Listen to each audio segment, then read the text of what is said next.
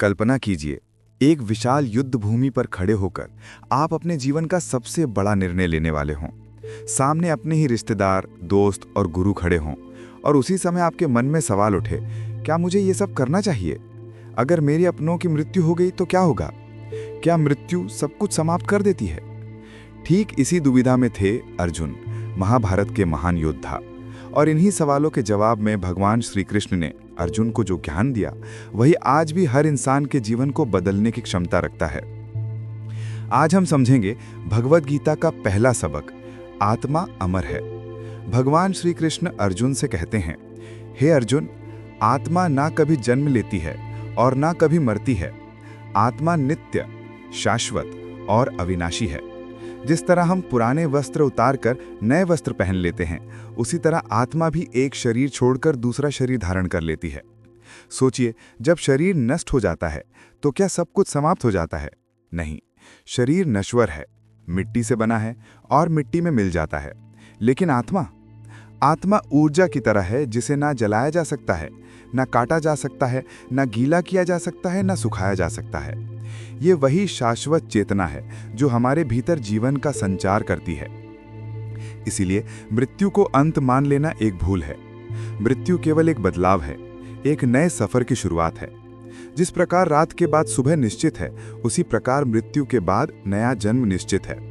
यही कारण है कि श्री कृष्ण अर्जुन से कहते हैं कि हे पार्थ, तुम जिनके लिए शोक कर रहे हो वे वास्तव में कभी नष्ट नहीं हो सकते। शरीर मरता है लेकिन आत्मा कभी नहीं। प्राचीन समय में एक राजा थे, राजा ययाति। वे बहुत बलवान और समृद्ध थे, लेकिन जब उनकी उम्र बढ़ी तो उन्हें मृत्यु का भय सताने लगा। वे नहीं चाहते थे कि उनका जीवन समाप्त हो।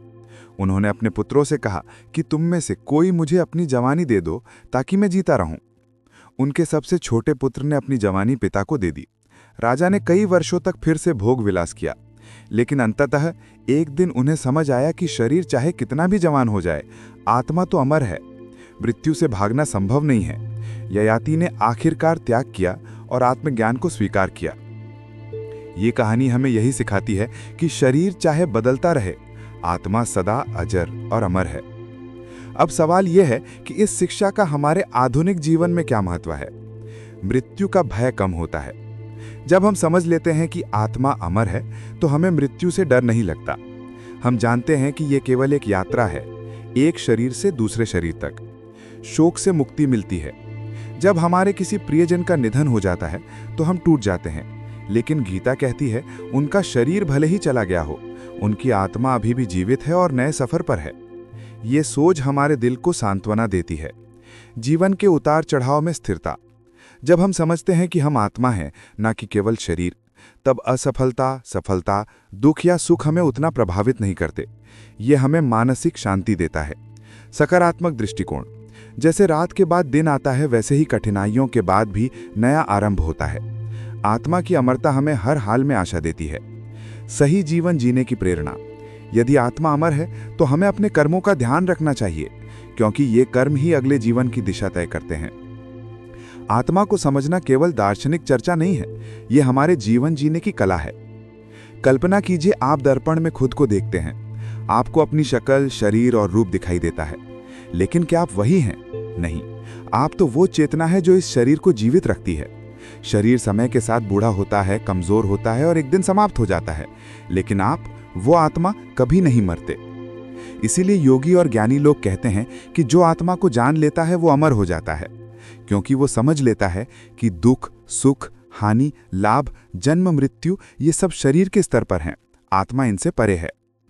तो अर्जुन के लिए यह पहला और सबसे महत्वपूर्ण सबक था, आत्मा अमर है।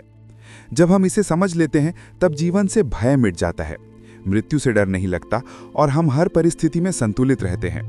भगवान श्री कृष्ण कहते हैं, न हन्यते हन्य माने शरीरे। जब शरीर नष्ट हो जाता है तब भी आत्मा नष्ट नहीं होती। तो आज से जब भी आपके जीवन में कठिनाई आए या किसी प्रियजन के जाने का दुख हो, याद रखिए ये अंत नहीं है। आत्मा कभी नहीं मरती, ये तो केवल एक नए अध्याय की शुरुआत है। यही है भगवद गीता का पहला सबक। पूरे भगवद गीता के हर अध्याय को कहानी के माध्यम से समझने के लिए चैनल को जरूर सब्सक्राइब कीजिए।